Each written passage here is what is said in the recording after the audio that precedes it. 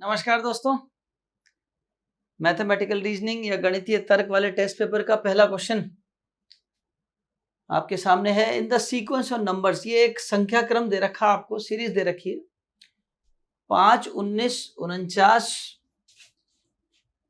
देखिए इस तरह की सीक्वेंस आजकल काफी आने लग गई एग्जाम में। 5, 19, 49, 101, 181, 295 और फिर इसका अगला पूछा है। तो आप अगर ध्यान से देखें तो इसमें 5 में और 19 में जो अंतर है वो 14 का है। ऐसे ही 19 और 49 में जो अंतर है वो 30 का है। 49 और 101 में जो अंतर है वो 52 का है। 101 और 181 में अंतर 80 का है और फिर 114 का अंतर है। ठीक है, अब भी अगर आप ध्यान से देखें तो ये अंतर भी अपने आप में एक पूरी श्रृंखला है। ये जो अंतर है ना, ये भी अपने आप में एक श्रृंखला है। 14 और 30 का अंतर क्या है? 16 का। 30 और 52 का अंतर क्या है? 22 का। 22 और 80 का अंतर क्या है? 28 और फिर 34। अब ध्यान से देखना आप, 16, 22, 28, 34 ये भी अपने आप में एक श्रृंखला है। इसको कहते हैं श्रृंखला में श्रृंखला, सीरीज इन सीरीज। ये बहुत आता है आजकल नेट में, सीरीज इन सीरीज। ये एक सीरीज है, इसके अंदर जो डिफरेंस है वो भी एक सीरीज है, इसका जो डिफरेंस है, अंतर है, वो भी एक श्रृंखला है, वो भी एक सीरीज है। क्या सीरीज है? 6 पढ़ रहे हैं, सब में 6 पढ़ रहे हैं, तो आप भी 6 बढ़ा दीजिए। अब 6 बढ़ाएंगे, 34 और 6 क्या होंगे? 40 होंगे। 114 में 40 जोड़े तो कितने आए? 154। और 295 में 154 जोड़े तो 449। ये आपका आंसर आ गया, 449। इसको बोलते हैं सीरीज इन सीरीज, श्रृंखला में श्रृंखला। सीरीज के अंदर उसके डिफरेंस देखा, अंतर देखा, वो अंतर भी एक सीरीज है, उनका भी अंतर देखा तो पाया कि 16, 22, 28, 16 और 6 22, 22 और 6 28, 28 और 6 34, 34 और 6 40, +6 होता जा रहा है, सीरीज इन सीरीज। चलिए आगे बढ़ते हैं, नेक्स्ट क्वेश्चन पे चलते हैं। सेकंड क्वेश्चन, NTA14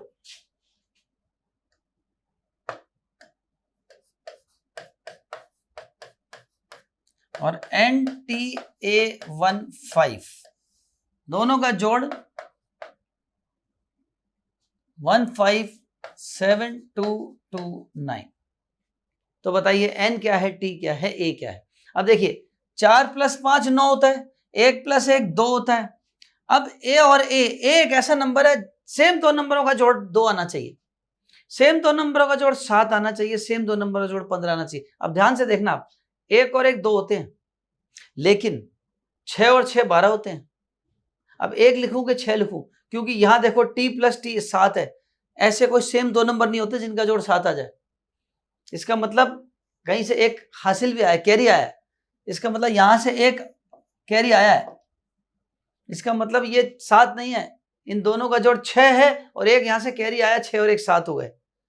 और कैरी आने का मतलब है यहां पे 1 और 1 नहीं हो सकता, 6 और 6 होगा, तभी तो a का मान अगर 6 रखेंगे अपन तो 6 + 6 12, 12 का 2 लिखा, एक पीछे हाथ से चला जाएगा। तो ये चीज है कि 6 a का मान को हमने अगर 6 रख दूं तो 6 + 6 12 होते हैं, 2 का 1 हासिल हो गया, कैरी हो गया 1। अब t का वैल्यू क्या रखूं? अगर 3 रखता हूं तो 3 + 3 6 + 1 7 हो जाता है, लेकिन फिर पीछे देखो n + n 15 कैसे हो गया? ऑड नंबर, कोई भी दो नंबर, सेम दो नंबर का जोड़ 15 हो नहीं सकता। इसका मतलब यहां से भी एक कैरी आया है, इसका मतलब है। और अगर एक कैरी आया तो मतलब ये 14 ही था, तो 7 + 7 14 होता है। इसका मतलब n बराबर 7 है, 7 + 7 14 + 1 15, और एक कैरी आया, मतलब यहां पर 3 + 3 नहीं होगा, यहां पर 8 और 8 16 और एक 17 होते हैं और एक कैरी हो जाता है, तो ये 7 नहीं है 17 है, एक ऊपर जाएगा और 17 में से एक पीछे का कैरी हटाओ तो 16, 8 + 8 16 होते हैं, इसका मतलब टी 8 है। तो क्या होता है कि ये हमें पहले ही देख लिया कि यहां पर 15 आ रहा है, तो n का वैल्यू ऐसी तो रखनी है जो 15 आने के लिए एक पीछे से कैरी आया है, हासिल आया, उस हासिल को 15 में से कम कर दो, 14 रह गया, मतलब 7 और 7 14 है, तो n का मान तो 7 है। और t + t 7 है, समझ लो 6 हो, और एक कैरी जा रहा है मतलब 16 हो गया, तो 16 के लिए 8 + 8 16 होता है और एक कैरी आ रहा है, तो t का मान 8 हो गया, वैल्यू 8 हो गई, और a का वैल्यू 6 हो गई, 6 + 6 12, 2 और 1 कैरी कर दिया, तो तीनों की वैल्यू आ गई a, t और n की, 6, 8 और 7, और तीनों का जोड़ पूछा n + t + 8, तो 7 + 8 15, 15 + 6 21, तो आंसर है 21। ये तरीका करने का। चलो नेक्स्ट क्वेश्चन देखते हैं। क्वेश्चन नंबर 3, ए की माता बी की बहन और सी की बेटी है। अब देखिए ए की माता है, अभी नाम नहीं पता कौन है, माता है, एक लाइन ऊपर खींच के ऊपर लिख दिया, बोला मतलब महिला। ए की माता जो है वो बी की तो बहन है, तो ये लो इसकी बहन बी है, ये दोनों बहनें हो गई। अच्छा एक बात यहां सुन लो, बी पुरुष भी हो सकता है, बी मेल भी हो सकता है, क्योंकि ये औरत बी की बहन है, बी भाई भी हो सकता है, बहन भी हो सकती है ना। लेकिन मैंने क्यों बहन बना दिया, क्योंकि यहाँ पे मैंने देखा ऑप्शन में सारे फीमेल्स हैं, एक भी मेल नहीं है, और रिश्ता पूछा है, तो बी की बहन और सी की बेटी है, ये सी की बेटी है, तो ये लीजिए सी, हो सकता है सी भी फीमेल हो। बी की बेटी डी जो है वो बी की बेटी है और ई की बहन है, तो बी की बेटी है, डी और ई की बहन है, तो ये ई लिख दिया, ई की बहन हो गई। अब क्वेश्चन है सी का ई से क्या रिश्ता है, सी का ई से क्या रिश्ता है। देखो ई की ये मम्मी है, और मम्मी की मम्मी नानी होती है, और ये रहा नानी, मैंने इसलिए फीमेल बनाया था उसको, मैंने देख लिया था सारे फीमेल्स हैं, यहाँ पर मेल है ही नहीं, और इनमें से कोई नहीं भी नहीं है, आंकड़े अधूरे भी नहीं है, कैन नॉट बी डिटरमिन्ड भी नहीं है, तो इसलिए फिर हमको उस हिसाब से इस क्वेश्चन को सॉल्व करना पड़ेगा, क्वेश्चन की लैंग्वेज को देख के उसके हिसाब से चलना पड़ता है। चलिए आगे बढ़ते हैं। नेक्स्ट क्वेश्चन, चौथा क्वेश्चन। अब आपने एक नया ऑफिस ज्वाइन किया है, ये मैथ्स का क्वेश्चन है, 5 किलोमीटर पर आवर की स्पीड से जाते हो तो ऑफिस आप 15 मिनट पहले पहुंच जाते हो।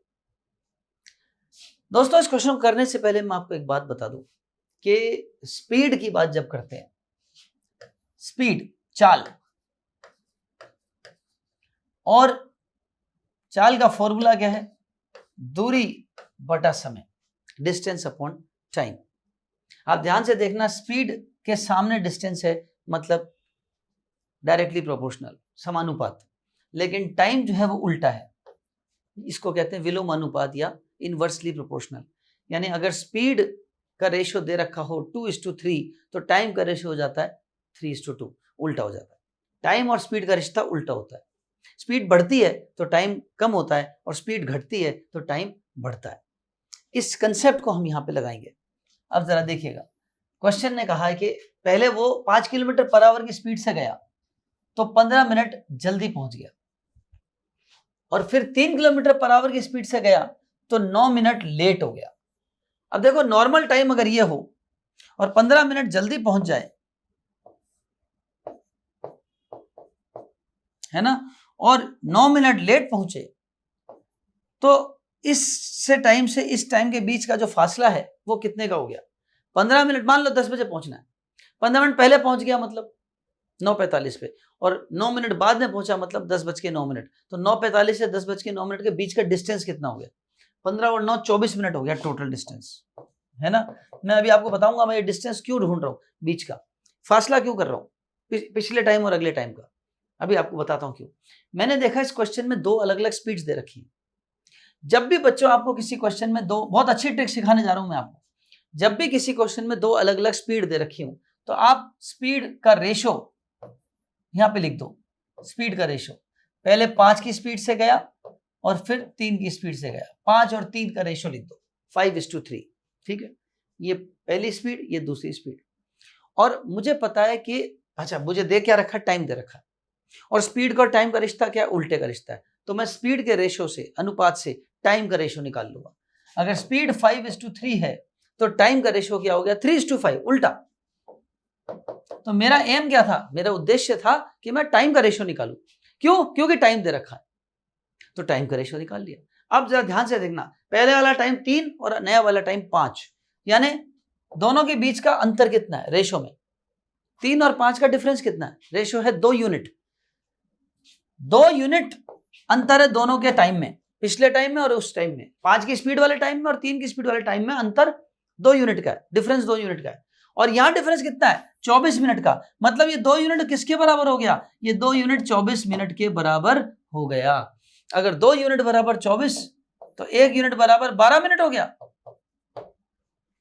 1 यूनिट बराबर 12 मिनट। अब दोनों टाइम आ गए, 3 यूनिट 12 3 36 और 5 यूनिट 12 × 5 60।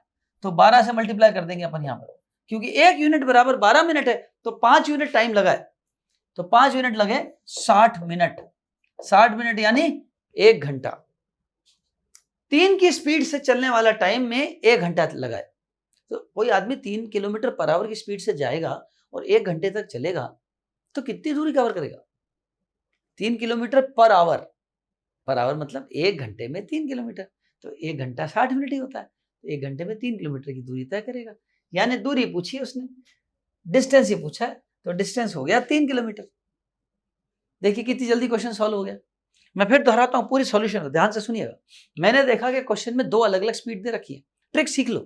2 अलग अलग स्पीड दे रखी है तो मैंने दोनों स्पीड्स को लिख दिया। और मुझे ये, मैंने अभी भी आपको सिखाया कि स्पीड का और टाइम का उल्टे का रिश्ता होता है। अगर स्पीड का रेशियो 5:3 है तो टाइम का रेशियो 3:5 होगा, अनुपात उल्टा होता है।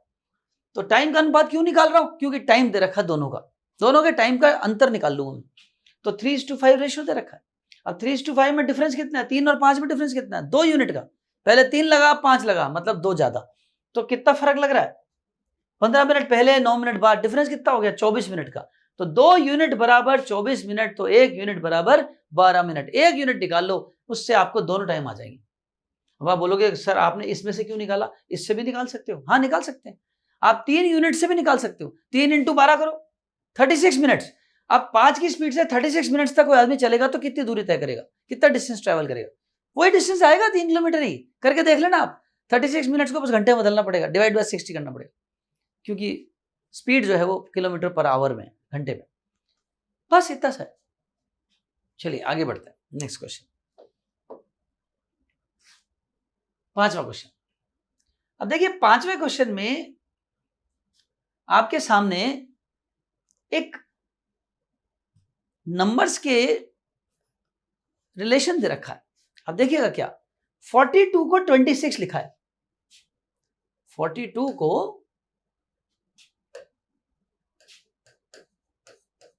26 लिखा है।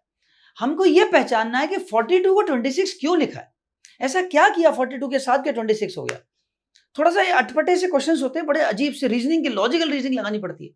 अब देखो लॉजिक क्या लगा रखा है इन्होंने क्या किया, ये पहला नंबर 4 है और दूसरा नंबर 2 है, तो पहले नंबर को दूसरे नंबर से डिवाइड किया, 4 डिवाइड बाय 2 किया, भाग दिया।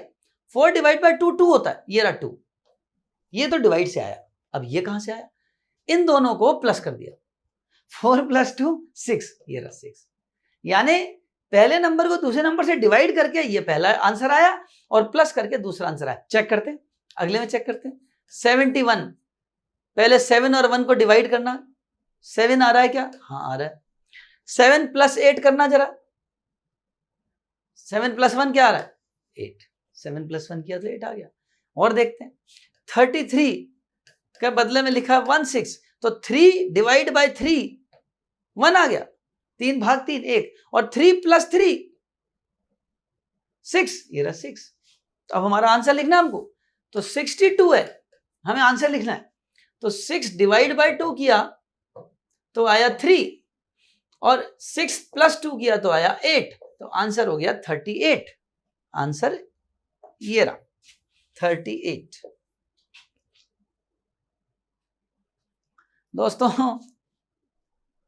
ये थोड़ा सा पजल वाला क्वेश्चन होता है, लॉजिकल रीजनिंग का क्वेश्चन होता है, इसको थोड़ा सा अजीब अजीब कई बार लॉजिक्स होते हैं, ध्यान देना पड़ता है इस तरह क्वेश्चन से प्रैक्टिस।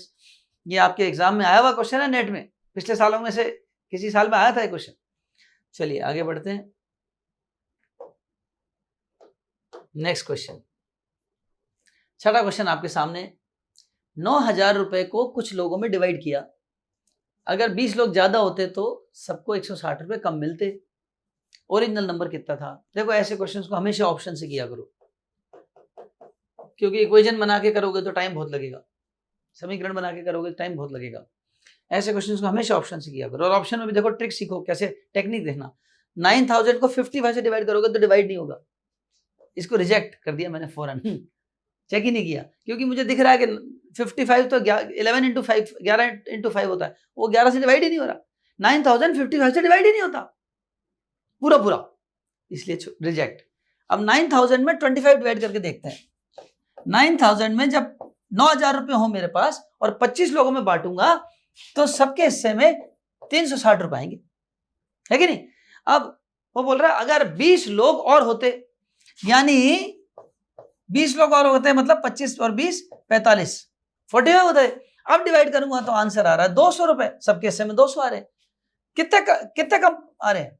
पहले से 160 रुपए कम आ रहे हैं। यही वो कह रहा है कि अगर 20 लोग कम होते तो 160 रुपए कम मिलते, और देखो 160 रुपए कम मिल रहे हैं, मतलब जो वो बोल रहा है वो मैच कर गया। इसका मतलब यही आंसर है, 25 ही आंसर है। तो ऑप्शन से चेक करके फटाफट हो जाता है। पहला ऑप्शन तो चेक ही नहीं किया, 55 डिवाइड ही नहीं हो रहा, और दूसरा ऑप्शन चेक करते ही आंसर मैच हो गया। जो उसने बात बोली वो मैच हो गई।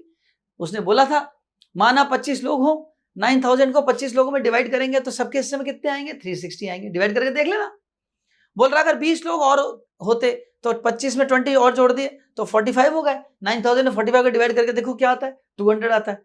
पहले 360 मिल रहे थे हर एक को, अब 200 मिल रहे हैं। कितने कम मिल रहे हैं? 160 कम मिल रहे हैं, और यही वो कह रहा है 160 कम मिलने चाहिए। इसका मतलब यही हमारा आंसर।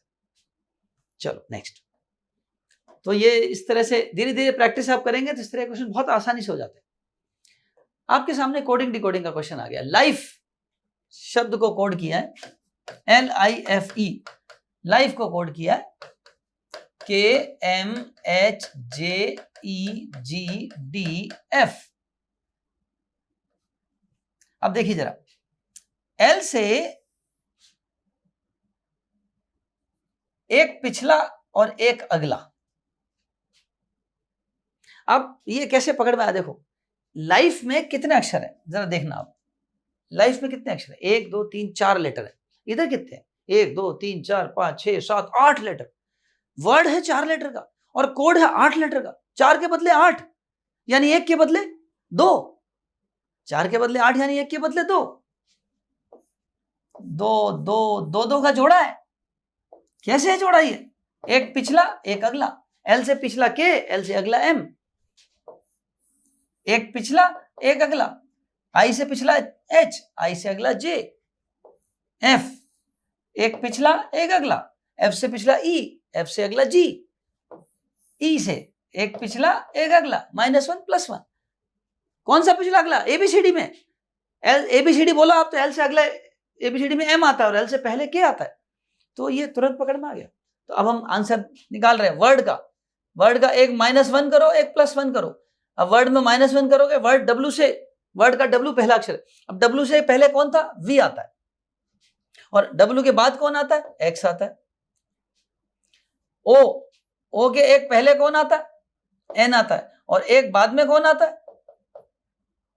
P आता है। तो VXNP।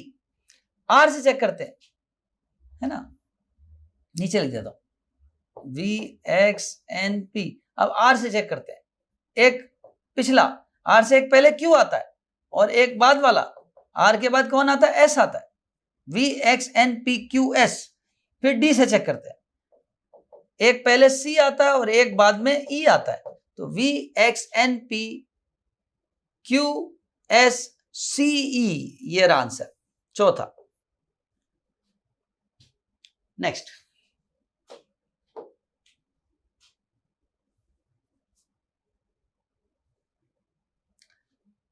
Number of marble slabs of size 20 into 30। 3 metre की भुजा वाला एक वर्गाकार कमरा है, एक स्क्वायर है।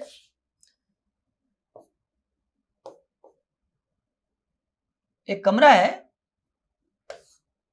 चौकोर कमरा है, 3 मीटर इसका साइज है साइड का, मतलब 3 मीटर इधर 3 मीटर इधर। तो पूरे कमरे का एरिया कितना हो गया? फर्श का एरिया ऑफ फ्लोर, फर्श का एरिया हो गया, स्क्वायर है, वर्ग है, और स्क्वायर का एरिया साइड स्क्वायर होता है, तो 3 मीटर इंटू 3 मीटर हो गया, है ना। अच्छा एक चीज नोट करो आप, जो स्लैब दे रखा है वो सेंटीमीटर में है, तो इसको भी आप मीटर को भी सेंटीमीटर में बदल दो। समझदारी ये कहती है कि यूनिट सेम रखो। तो ये हो गया 300 सेंटीमीटर, 1 मीटर में 100 सेंटीमीटर होते हैं, ये भी 300 सेंटीमीटर हो गया, 300 सेंटीमीटर साइड हो गई, है ना। अब वो पूछ रहा है कि इतना बड़ा फर्श है, उसमें मुझे टाइलें लगानी है, फर्श बनाने के लिए संगमरमर के स्लैब लगाने हैं, टाइलें लगानी है, और एक टाइल का साइज दे रखा है 20 सेंटीमीटर इंटू 30 सेंटीमीटर, और कमरे की साइज दे रखी है 3 मीटर इंटू 3 मीटर। तो बताइए टाइलें कितनी लगेंगी? तो सुनिए, अगर मैं आपको यह कहूं कि 100 अंगूर खाने हैं और 2 अंगूर रोज खाओगे आप, तो आप 50 दिन में खा लोगे। कैसे निकाला? टोटल अंगूर कितने? 100, एक दिन में कितने खाए? 2, डिवाइड कर दिया, 100 डिवाइड बाय 2। ऐसे टोटल कितना एरिया है? उस एरिया में एक टाइल का एरिया, ये एक टाइल, ये 2 टाइल, ये 3 टाइल, ये 4 टाइल, ऐसे एक टाइल का एरिया निकाल लो। टाइल भी चौकोर है तो साइड इंटू साइड होती है, लेंथ इंटू ब्रेड्थ, चौकोर नहीं है टाइल, तो वो है रेक्टेंगुलर, तो कोई बात नहीं, लेंथ इंटू ब्रेड्थ, लंबाई इंटू चौड़ाई। तो टोटल एरिया फर्श का कुल क्षेत्रफल divide by area of 1 tile, एक टाइल का, एक स्लैब का क्षेत्रफल से डिवाइड कर दो, सीधा आंसर आ जाएगा।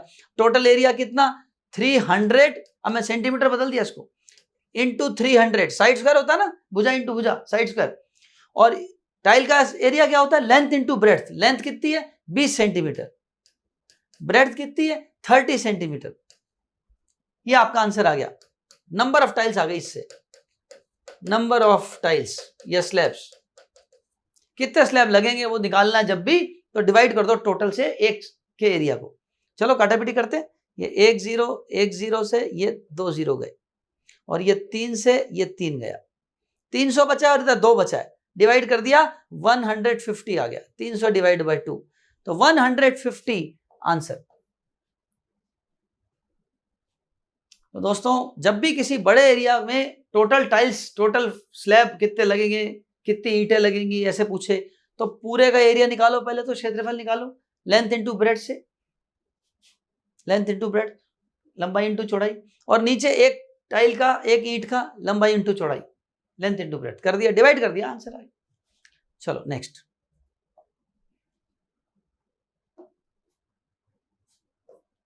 Next question. आपके सामने एक सीरीज आ चुकी, सीरीज है, और सीरीज के क्वेश्चन आपके नेट में सबसे ज्यादा आते हैं, एक क्वेश्चन पक्का आता है हर बार, और आजकल ये सीरीज तो ज्यादा आने लग गई, जो श्रृंखला में श्रृंखला होती है, 2 8 26 62 122 212।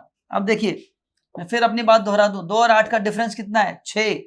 8 और 26 का डिफरेंस कितना है? 18। 26 और 62 का डिफरेंस कितना है? 12 में 6 गए 6, 5 में 2 गया 3, 36। इन दोनों का डिफरेंस कितना है? 2 में 2 गया 0, 12 में 6 गया 6, 2 में 2 गया 0, 11 में 2 गए 9, 90। अब डिफरेंस को देखते हैं, क्या डिफरेंस भी अपने आप में एक सीरीज है, एक श्रृंखला है? देखते हैं। पहला डिफरेंस 12 जुड़ रहे हैं, फिर 18 जुड़ रहे हैं, फिर 28 24 जुड़ रहे हैं, फिर 30 जुड़ रहे हैं। देखो 12 जुड़े, फिर 6 बढ़ा दिए, 18, 6 बढ़ गए, 6 बढ़ गए, फिर 6 बढ़ गए, फिर 6 बढ़ गए, अब वापस 6 बढ़ेंगे। 30 और 6 क्या होता है? 36। 90 और 36 कितने होते हैं? 126। 212 में 126 जोड़े तो कितने होते हैं? 338। तो 338 हमारा आंसर आ गया। इसको बोलते हैं सीरीज में सीरीज, श्रृंखला में श्रृंखला। उसका डिफरेंस कर दो, अंतर कर दो, फिर उन अंतरों का भी अंतर कर दो, अंतर में अंतर, difference in difference. Next.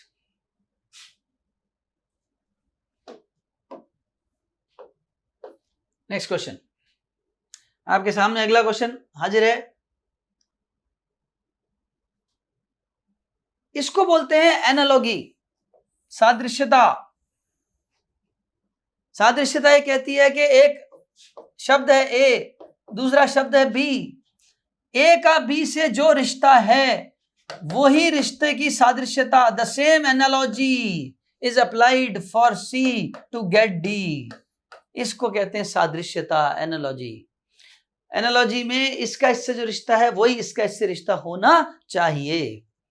तो सिंग सॉन्ग, गाना है गीत को, गीत को गाया जाता है ना, सॉन्ग को सिंग करते हो। तो ड्रामा में क्या करते हो आप, जैसे गीत को गाते हो वैसे ड्रामा में क्या करते हो, ड्रामा में अभिनय करते हैं, ड्रामा में एक्ट करते हैं। तो ये आंसर आ गया। तो दोस्तों ये थे आपके मैथ्स रीजनिंग के 10 क्वेश्चंस का टेस्ट का सॉल्यूशन। आज के लिए इतना ही, अगले टेस्ट में फिर अगली क्लास में मिलते हैं। नमस्कार।